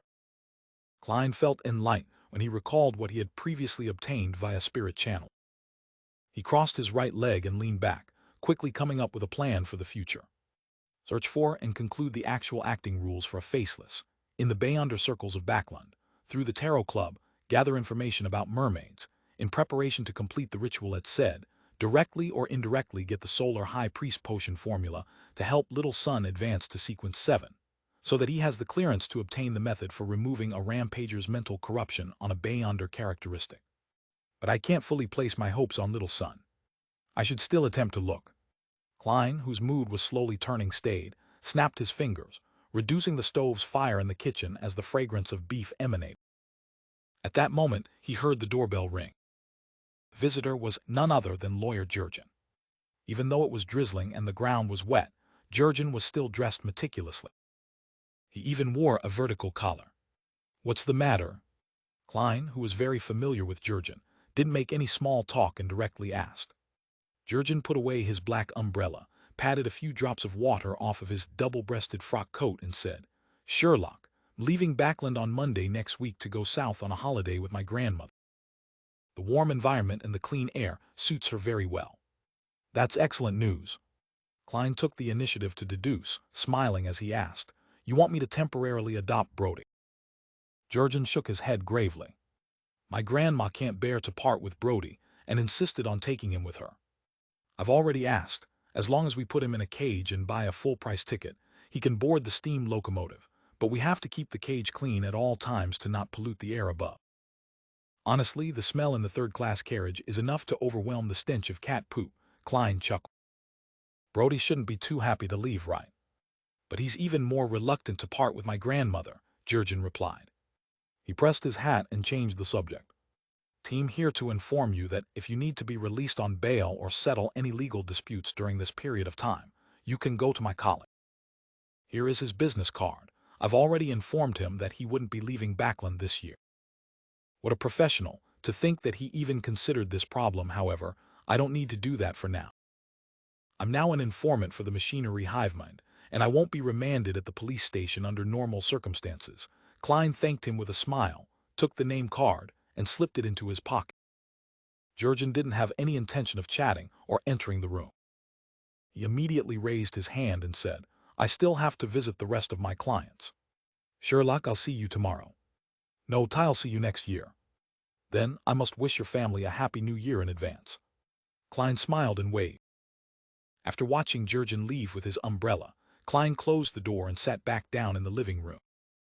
At this moment, apart from the flame which was licking the bottom of the pot in the kitchen, there were no other sounds coming from the house. It was so quiet that Klein could hear the carriages outside moving in the distance. He looked around slowly and saw the coffee table, contracts, cupboards, pens, porcelain cups, dining table, chairs, and wall. Retracting his gaze, Klein leaned back against the sofa and looked out the window at the dark night and the street lamps emitting a misty glow in the dark. In the deep cold silence, he sighed. The new year. The lightning gradually calmed down, and the darkness became the ruler of the earth. The exploratory team from the City of Silver finally reached their destination after a short but, at the same time, not short trek and numerous battles. On both sides of the street, most of the houses had collapsed. Only a few could barely hold on, but their surfaces were mottled with the dust of time. With the help of an animal hide lantern whose light didn't reach far, Derek Berg saw the completely collapsed walls and streets that were in such ruin that even weeds didn't grow. On both sides of the streets were half-collapsed houses, with a tiny minority barely standing. However, their surfaces were mottled and filled with signs of aging. The white and blue colors that formed the foundation of the coatings, the pointed structures which were different from the City of Silver, had already turned gray, making it hard for anyone to imagine their original appearance. However, Derek could figure out the city's past through such observation. It had definitely experienced a long history with a considerable number of inhabitants, developing its own civilization in the Dark Ages. Humans here took potions, built and repaired buildings, and defended the city wall. About 6 teams or more had explored the outside and hunted monsters in search of the necessary resources to survive. They would celebrate for any brief periods of calm, offering sacrifices to the gods and yearning for a response. They gave birth to the next generation, allowing hope to continue. However, in the end, they disappeared into the darkness, losing all their voices and leaving behind only ruin. The ruins were like a huge grave, burying a civilization that had struggled to survive but eventually vanishing dismally. Demon Hunter Colin looked around, his expression somewhat solemn, as though he saw the future of the City of Silver. He pointed ahead and said, "The other places have already been cleared. The temple is in the center of the city." The exploratory team dispersed a bit, but they still maintained sufficient order and didn't let down their guard. After passing through ruins that had been destroyed for an unknown period of time, and went past streets so quiet that they drove people mad, Derek finally saw a high, wide, artificially made platform. On top of the high platform, there was a half-collapsed building. It looked extremely similar to the temples in the City of Silver. It had a dome propped up by pillars, creating an arched entrance. The style of the buildings here was completely different from that of the other building. It really is true that they later converted to the fallen creator. The thought had barely crossed Derek's mind, and the 4 lanterns in the team went out at the same time. All of a sudden, the exploratory team was plunged into pure darkness. There was no lightning in the sky, the candles on the ground had extinguished, and all human breathing seemed to disappear at once. Derek's body immediately tensed, as he felt as if some monster had stuck its tongue out in the darkness and was trying to lick his scalp, but his spiritual perception told him that nothing real had appeared. At that moment, an immature, helpless, terrified, and dry voice sounded out by his ear. It was a child whispering, "Save me, save me." For a moment Derek froze, not knowing how to react, but in an instant a coruscating glimmer of dust appeared before him. The dust exploded one after another, igniting a silvery white light that illuminated the surrounding area. Colin stared at Derek and said in a deep voice, "What's on your mind?" Derek instantly snapped to his senses and clasped his hands in shame and pressed them to his mouth and nose as if in prayer. His body immediately emitted rays of clean, pure light, causing the surrounding darkness to silently disperse. The other team members seized the moment to reignite the candle. Because of the demon hunter's timely reaction, no members disappeared this time, nor were there any new members appearing. Colin retracted his gaze from Derek and looked at the half-collapsed temple on the high platform. He solemnly said, "From now on, we can't afford to be careless. We have to be on full alert." Within the half-collapsed temple, only a few stone pillars remained intact as they collectively supported half of the main hall. At the very front of the main hall, there was an altar covered in cracks. In the middle of the altar, there was a huge pitch-black cross. Hanging from the cross was a naked man who was hanging upside down. Round his ankles, thighs, and torso, there were obvious rusty metal spikes protruding outward that were accompanied by bright red bloodstains. Derek knew that this was the statue of the fallen creator, but he couldn't help look down to size up the statue's face. He saw the face of the statue. The nose, mouth, and ears were all blurry, except for the eyes which were carved with abnormal clarity. Fallen creator's eyes were tightly shut, as though he was suffering from guilt and pain. "Look away, don't study the statue of an evil god," Demon Hunter Colin warned in a low voice. "Yes, Your Excellency." A few members of the exploratory team immediately retracted their gazes. Before today, although the City of Silver had discovered many destroyed cities and written records pointing to evil gods during their exploration, most of the residents had never seen the statues of so-called evil gods. The remaining area of the temple wasn't very wide, so the exploratory team quickly split up into groups of 2 or 3 and completed the investigations without finding anything abnormal. Upon seeing this, Colin, the chief of the 6-member council, said after a few seconds of deliberation, "Let's head underground." As he spoke, he drew one of the 2 swords he carried on his back and smeared it with a grayish-silver ointment. Then he removed a small metal bottle from a hidden compartment on his belt, pulled out the stopper, and gulped the contents of the potion. At this moment, Derek felt as if the light blue eyes of the chief had become a little brighter. The members of the exploratory team made their utmost careful preparation. Under the illumination of the 4 animal hide lanterns, They followed the stairs on the left side of the statue as they walked down into the underground area. Derek took his turn holding the lantern, walking at the front left as he cautiously entered the darkness. He heard the sound of his own footsteps and those of his companions echoing off of the stone steps. They produced a distant and empty echo. The echoes didn't suffer from any interference, making the absolute silence beneath them obvious. However, in the hearts of the exploratory team members, it was like a knock on the door. The attempt to uncover a secret that had been buried for an unknown number of years left them feeling extremely tense. After walking without having any sense of time, Derek finally saw that the road ahead had turned flat. He also saw the newly discovered mural, which the corrupted Dark Regents had mentioned. The mural was spread across two sides of the wall. It was simply colored and gloomy, looking ancient as if it had seen the vicissitudes of life. Derek took a casual glance and was immediately attracted by one of the murals. On the wall to the left up ahead, a pure white cross was depicted in the middle. It was surrounded by seawater-like blackness, drowning all the humans who were struggling as they stretched out their arms. Hanging upside down from the cross was the fallen creator. The rusted nails and blood-red stains were no different from the statues in the outside world. But in this mural, the fallen creator was suffering from a black erosion, so much so that part of the white of the cross had become pitch black. In addition, the cross supported a hazy piece of land, and countless humans were kneeling and praying to the fallen creator. Around the mural, in the deepest part of the darkness, there were 6 figures akin to evil gods. In the upper left corner was a woman wearing a black, classical dress. Her clothes were layered but not complicated, and it was embedded with a starry sheen. Her body was relatively ethereal, with signs of rippling outward. Her face was blurry, as though she was wearing a mask without any facial feature. The darkness around her surged as one strange eye after another faintly became discernible. Directly above was a young man wearing a pure white robe. His face was painted with a pure gold color, and there were tentacles in the form of light growing out of his skin. In his hands was a putrid green book and a radiant spear, and his chest and back were inverted. In the upper right corner was a trident-wielding monster with an octopus-like head, wide eyes, and a body wrapped in lightning. Feathers of countless birds formed his cloak, and the darkness turned into waves that supported the bottom of his feet. At the bottom right was a supple and beautiful woman. Her chest bulged, propping her clothes up. In her arms was a rotting baby, and at her feet were black ears of wheat, spring water squirming with flesh, herbs dripping with pus, and wildly mating animals. Directly below was an old man wearing a hood that revealed his mouth, wrinkles, and a white beard. The old man held an open book, and on top of it was an eye that was the symbol of omniscience. At first glance, this old man looked the most normal, but the smile on his face was indescribably evil. At the bottom left was a giant warrior in tattered armor. He held a long sword and was sitting on a throne with bleak dusk as its backdrop. What this mural means is that when the cataclysm struck, the evil gods climbed out of the abyss.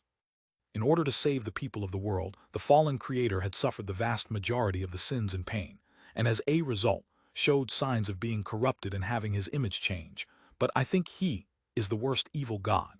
Carrying an animal hide lantern in his hand, Derek looked at the mural on the wall as he walked. He realized that the description was identical to Dark Regents's description, with the core theme being that the place where they were had not been abandoned by the god. Instead, it was blessed by the Creator and had maintained civilization through the apocalypse. Of course, Dark Regents had only briefly mentioned it, and the details were far what the murals depict. Throughout the entire process, Derek didn't let his guard down. He prepared himself in case any accidents were to happen so that he could respond immediately. Under the dim yellow light of the candle, the exploratory team went through many corridors, halls, and rooms one by one, delving deep into the temple's basement. Suddenly, a semi-open gray stone door appeared in front of them. Outside the door, a cluster of beautiful mushroom-shaped objects grew. They were palm-sized, with white stems and bright red heads, sparkling with dark golden specks. Upon seeing these mushrooms, the members of the exploratory team had their appetites whet. All they wanted to do was to rush over, pull out a stalk, and stuff it into their mouths. Gulp! Quite a few people swallowed their saliva. However, most of the people who were able to enter the exploratory team had rich experience and were of a relatively high sequence. Having received a warning beforehand, someone immediately stood up and said in a low voice, "Those are rotten flesh and hairy scalps." Derek knew this teammate and that his name was Joshua. He had successfully traded for a mystical item from a particular exploratory expedition. Joshua stretched out his left, scarlet-gloved hand at the door. With a flash of light, a burning fireball quickly took shape and shot out, landing directly on those extremely tempting mushrooms. Boom! The ground trembled slightly, and an inferno spread out to cover the space of 2 meters. By the time the fire subsided, all of the mushrooms had already disappeared, leaving only bits and pieces of flesh and blood. It left all of the Beyonders, who nearly failed to resist the temptation, disgusted. Demon Hunter Colin didn't interfere with the actions of the team. He quietly watched from the side, nodding from time to time. Why would there be mushrooms made from flesh and hair? Where did the flesh and hair come from? Joshua withdrew his left palm and muttered to himself in confusion. Another member of the team made a bold guess. The original inhabitants of this city. It's possible, perhaps their deaths were a result of turning into pure flesh and hair, Derek agreed inwardly. After a brief discussion, the exploratory team split into several groups and cleaned up the hall outside the gray stone door. After doing all this, they regrouped and slowly passed through the door, ready to engage in combat at any moment. Behind the door was a place that looked like an altar.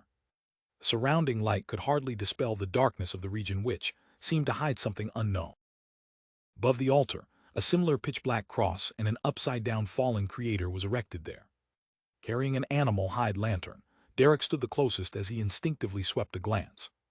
His gaze suddenly froze because he discovered that the fallen creator statue here was different from the one outside. Its eyes were open. He had blood-red eyes and black pupils, staring straight at any intruders like it possessed life. Tat, tat, tat. Derek heard the chattering of teeth. He originally imagined that it came from a team member, but he soon realized that he was the one trembling.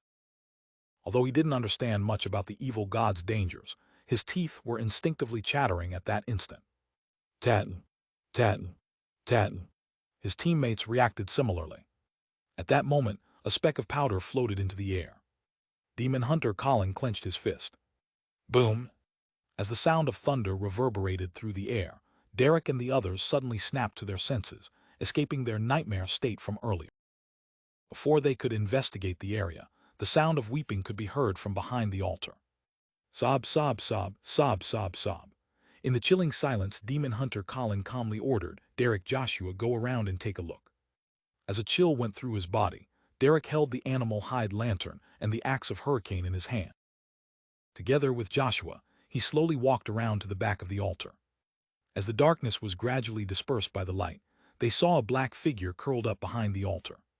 After taking 2 steps forward, the shadow revealed its original form. It was a 7- or 8-year-old child, with soft yellow hair. He closed his eyes as though he wasn't used to the light as he shouted in excitement, "Save me! Save me!" Derek's pupils shrank, and when he thought of the cry for help he had heard in the pure darkness earlier, he subconsciously lifted his axe of hurricane. At this moment, Demon Hunter Colin took a step forward and solemnly asked, "Who are you?" The child stopped pleading for help and said reminiscently, my name is Jack."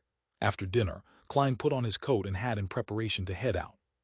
He was going to find Miss Sharon, resolve the problem of the baronet digging up a tunnel, and ask for clues about mermaids. He wanted to complete these matters before Detective Sherlock Moriarty headed south for a vacation. Outside the Bravehearts bar, a rental carriage briskly drove by. Inside the carriage, Klein, who was wearing a half-top hat, was sitting opposite Sharon, who was still wearing her black Gothic regal dress. Looking at the expressionless and pale face of his former bodyguard, Klein was at a loss on how to exchange pleasantries. He could only go straight to the point. "Team, done with my preparations." Although Sequence 6 Faceless had only given him 1 Beyonder ability, all the powers he had before had experienced a clear upgrade, resulting in a great improvement to his strength. This was the best form of preparation. However, a Faceless's powers could be deemed a godly skill in certain situations. For example, when being pursued or trying to infiltrate, Klein couldn't help but let his imagination run wild. Sharon listened quietly and simply said, "Tonight." She spoke with a slight rise in intonation towards the end to indicate an inquiry. "If it's fine with you, then I'm fine as well," Klein responded, prepared. "All right." Sharon nodded. After a few seconds of silence, Klein asked in deliberation, Have you heard about anything to do with mermaid? You know where one can meet such a creature of legend? Sharon's blue eyes stared unblinkingly at Klein, as though she had transformed into a real doll. After a while, she emotionlessly said, "There are no longer mermaids in places where humans can reach. Only the fishermen of the Gargas Islands would occasionally hear the mermaids singing in the midst of a storm during their long voyages to hunt white-tailed whale." Located in the depths of the Sanya Sea, the Gargas Islands was the farthest human colony in the sea, characterized by local products such as whale oil and whale meat. "I wonder if this rumor is true or fake," Klein nodded. "T understand." The bell chimes in the night rang out quietly, as though they came from a faraway place. There was an abandoned chapel in the middle of William Street. Withered vines crawled over its walls and gray stones were strewn everywhere. Inside the chapel, feces and debris intertwined amidst the rocks and dead grass. In the half-collapsed corner, a middle-aged man, wearing black tights, was moving stones that hid the entrance to a cave. He carefully and excitedly went into the tunnel, carrying his digging tools, lighting tools, and earth basket. His hair was gray at the temples, and his eyes were puffy. He was Baronet Rafterpound, who was considered mentally ill by the outside world, but he was secretly a descendant of the Tudor family of the Fourth Epoch. This prodigy, who was always entangled with high-class call-girls, had a serious expression on his face, and his eyes were bright. It was impossible to find any signs of him being addicted to drinking and sex. He pushed himself up on his elbows and rapidly crawled down the slope, as though the end of the tunnel hid the greatest and only hope of his life. Not long after, he touched the wet mud and cold stone in front of him. This didn't extinguish Rafterpound's enthusiasm. He repeated motions that he was extremely proficient with after having recently gained the experience. As he was digging, carrying, and moving things, an empty area appeared before him. It was a dark underground palace that was in front of him. Rafterpound's expression immediately became crazed with excitement. He quickly moved forward and grabbed the black iron badge. The badge was a hand holding a scepter. Seeing this, Rafterpound's eyes lit up as if they were on fire. Just as he put the black iron badge on his chest, everything in front of him shattered. He was still in the narrow and irregular tunnel, with wet mud and ice-cold stones in front of him. No, there was someone else there who was quietly watching him. He had no eyes, no nose, no mouth, no eyebrows, and no ears. Rafterpound's pupils contracted. He could only feel a numbness rising along his spine from his waist down to the back of his head. Without even thinking about it, he immediately threw away all his tools and frantically retreated. His elbows smacked the ground, but he felt no pain despite having a mangled wound. Finally, Rafterpound left the tunnel and returned to the abandoned chapel. Because of the loss of his lantern, he could only see the deep darkness and the dim crimson that shrouded the edges. Suddenly, the withered vines that were crawling up the wall swayed like snakes. A figure walked out from the darkness. She was wearing a Gothic regal dress and a black small soft hat, with a pale face to the point of being transparent, as well as pale blonde hair and blue eyes that didn't look human. Rafterpound almost shouted out loud. For such a woman to appear in an environment such as this was no different from a ghost story from folklore. Taboo, taboo, taboo. He took a few steps back and almost tripped over a rock. At that moment, he seemed to think of something, and he suppressed his horror in an instant, revealing an excited and hopeful expression. Are you that evil spirit inside the underground palace?" "Yes, it must be you." "Sir Pound, there seems to be a misunderstanding." Faceless Klein came out of the tunnel and stood in the shadow. His and Sharon's original plan had been to scare Rafterpound off, scaring him so badly that he would no longer dare to explore the underground ruins again. However, Rafterpound's reaction was somewhat out of their expectation. Sharon was silent for a second before tacitly asking, "What do you wish to say?" Rafterpound quietly exhaled, and he then curled his lips into a smile. "After attempting for so many years, I believe you already understand that killing the descendants of the Tudor family won't help you break the seal. Only by working with me, who has the great Tudor bloodline, can you hope to get out of this predicament that has lasted for more than 2,000 years. The Tudors knew about the existence of the evil spirit, but they still died in that room." Klein frowned as spoke before Sharon could. He imitated Sharon's ethereal voice. "What took you until today to come here?" This was a branch of the Faceless's Beyonder powers, to mimic the sound of a target. He could reproduce any voice as long as he heard it before. Of course, Klein believed he couldn't repeat the ravings of the true creator, and the pleas of Mr. Door. This Beyonder power was still limited to the realm of ordinary people. Sharon looked sideways at him, but didn't expose him. Rafter Pound didn't notice and chuckled. "TT's because the Dark Emperor has appeared. Fate tells me that the glory of the Blood Emperor will appear once again. Is there some logical connection?" Klein had an inexplicable feeling that Rafter Pound was more like a madman than before. He asked in Sharon's voice again, "Dark Emperor." "Has I?" Rafter Pound laughed. "Yes, Hero Bandit Dark Emperor. He must be closely related to the real Dark Emperor." "Why don't I know that?" Klein felt amused. He thought for a moment, then he stopped asking, giving up the right to ask questions. Sharon, for some reason, remained silent. Upon seeing this, Rafter Pound was overjoyed as he quickly asked, "So, what's your answer?" "Refuse," Sharon replied emotionlessly. Rafter suppressed his anxiety and tried to persuade her again. At this moment, his eyes suddenly glazed over as he abruptly took a few steps to the side, arriving at a relatively intact stone wall. This, Klein and Sharon noticed an abnormality at the same time. They responded in their own ways, one pulling out a revolver and pointing it at Rafter Pound, the other filling the ruined chapel with a crimson lunar brilliance. Rafter Pound didn't even look at them. He faced the stone wall and slammed his head into it. Thump, thump, thump. He slammed his head 3 times in a row and fainted with blood dripping from his forehead. Then he got up again. His eyes were bloodshot for some unknown reason. Rafter Pound raised his right hand and wiped the blood from his forehead, covering his palm with blood. He stuck out the tip of his tongue, licked the scarlet liquid, and said in an intoxicated manner, "A member of the Tudor bloodline sure is delicious. It's really intoxicating.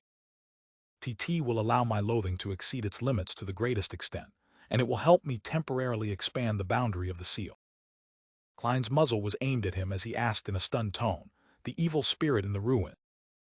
Blood trickled across Rafter Pound's face, and he laughed horribly. "You guessed right.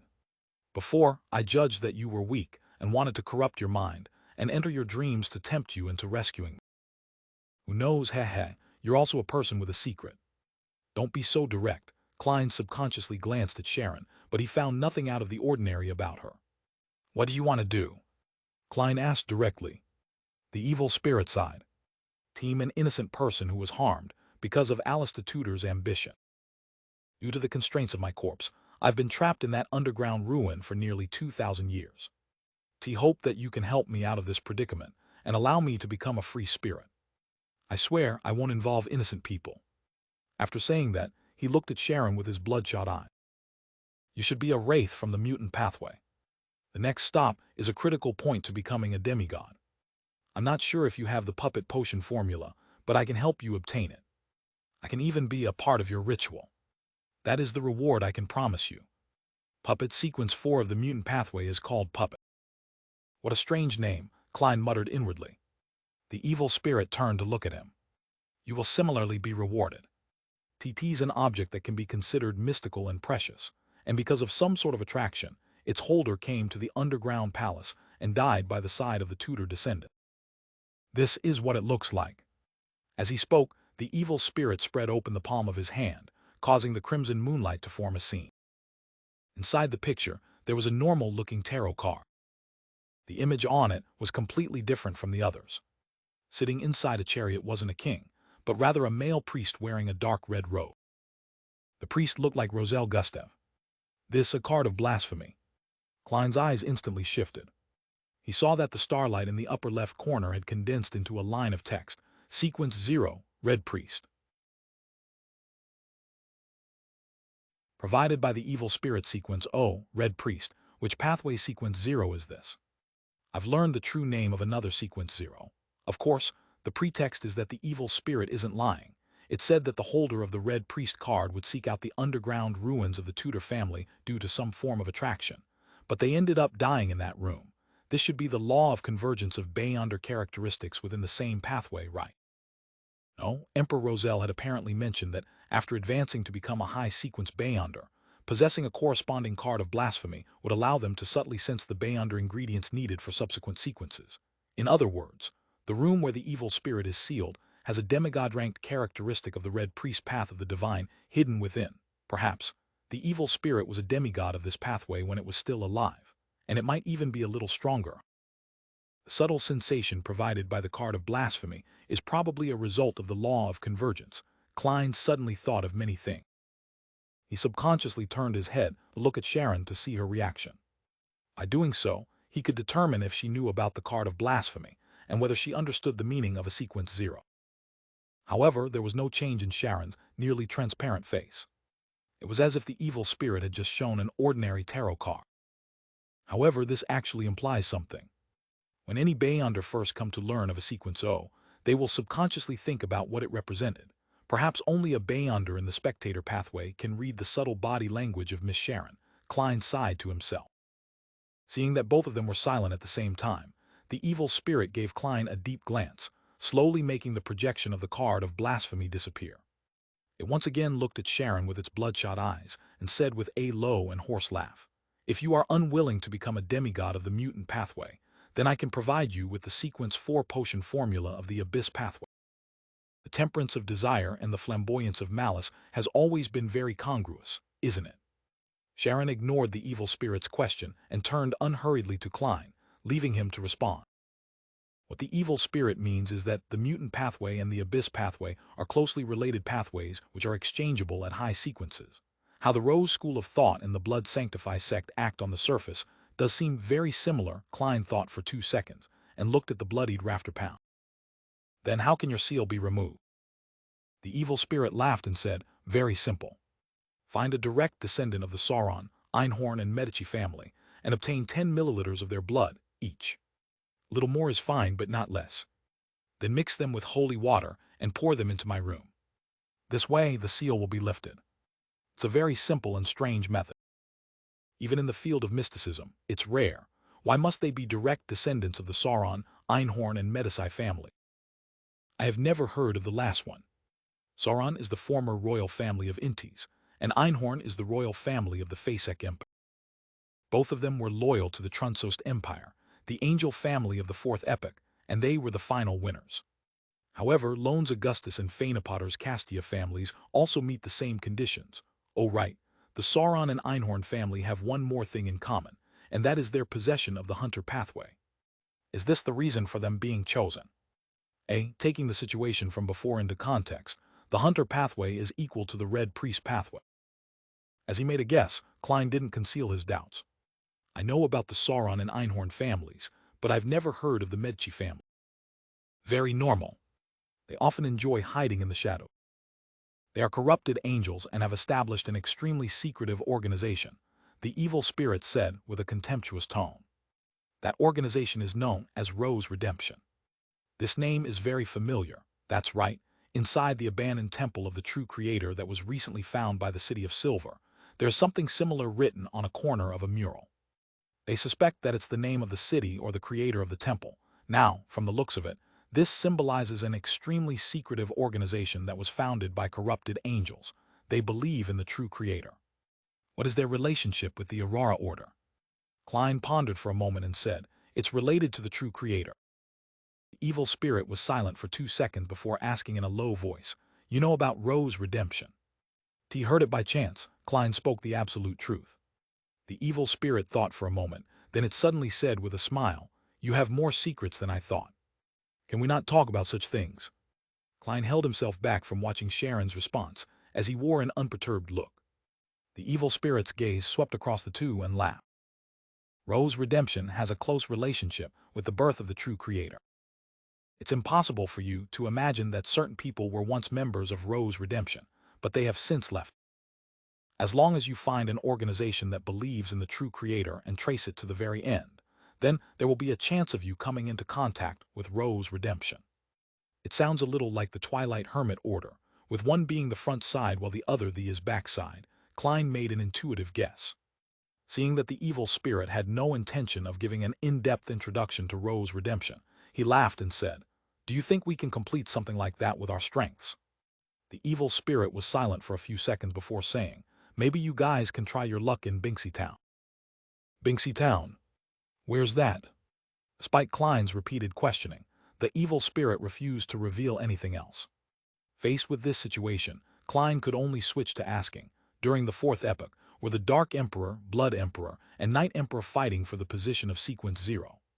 When the evil spirit heard this, it was stunned for a moment before it smiled and said, "It once was the case, but not later." It wasn't the case after Alistair Tudor went mad. Alistair Tudor was that Blood Emperor. Klein sought confirmation. The evil spirit nodded. Yes, there has only been one Blood Emperor, that lunatic Alistair Tudor. Yeah. The descendants of the Tudor family have all inherited the madness of that bloodline.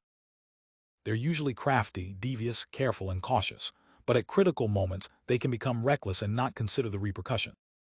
The evil spirit pointed at Rafterpound's face and said, "He is an example. However, after this lesson, he will definitely become more normal for a long period of time. I've no idea if he's the last Tudor. Alistair left quite a number of good things which require the blood of his descendants in order to gain access to them. It's best that you don't kill him now." The evil spirit paused and chuckled softly. "All right, after you help me remove the seal, I will tell you all the stories I have experienced. No, a more accurate description is the history I've experienced." Having said that, Rafterpound's eyes suddenly lost focus. His body twitched a few times before limply collapsing to the ground. Sharon silently watched this scene before she suddenly took a step forward. Whoosh! The wind howled as the dirt and rocks on the ground began to move before falling into the underground tunnel and sealing off the entrance. After that was done, Klein and Sharon left William Street and took a detour to another block in the silent darkness. When Klein boarded the rental carriage, Sharon's figure appeared, and she sat across from him. She looked unblinkingly at Klein as she asked with her hoarse and ethereal voice, "Will you help it lift its seal?" "No." Klein didn't hesitate to reply, and then he asked, "What about you?" Sharon shook her head, indicating that she wouldn't either. Klein heaved a sigh of relief as he smiled. TT's already been dead for about 2,000 years, and right now, it's just a remnant of an evil spirit. Dispersing or returning to the spirit world is supposed to be its end.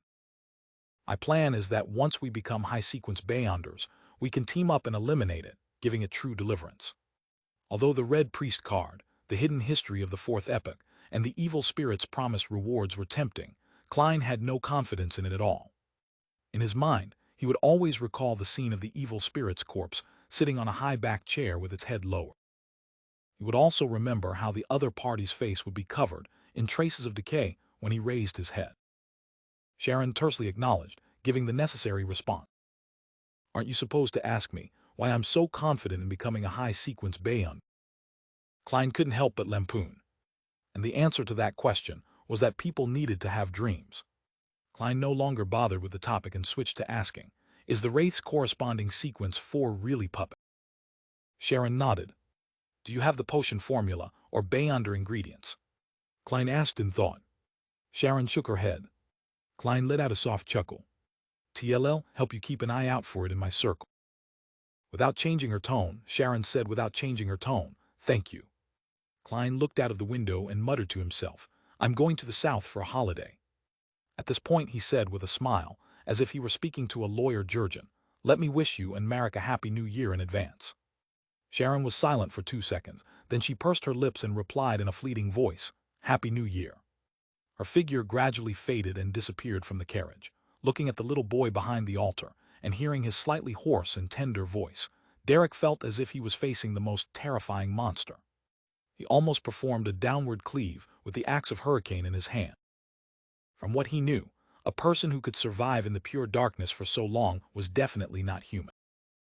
Even if he was one before, it definitely wouldn't be one after that long. Demon Hunter Collins' eyes seemed to brighten a little. He tightened his grip on his sword and asked in a calm voice, "What are you doing here?" The yellow-haired boy who called himself Jack had a pained expression as he replied, "We're looking for the holy residence of the Lord." "The holy residence of the Lord." Colin pressed. "Right." The little boy Jack turned his head and looked at the pitch-black cross and the statue of the overturned man. "They told me that as long as I go in the direction that the Lord's eyes look in, then I will be able to reach his holy residence." "They? You still have companions?" Colin's eyes moved one full revolution as if he were a monster, taking in the surrounding. "Where are they?" Hearing this question, the little boy Jack was stunned for a moment. Suddenly he held his throat and with a twisted blank look on his face he said, "I'm so hungry, so hungry."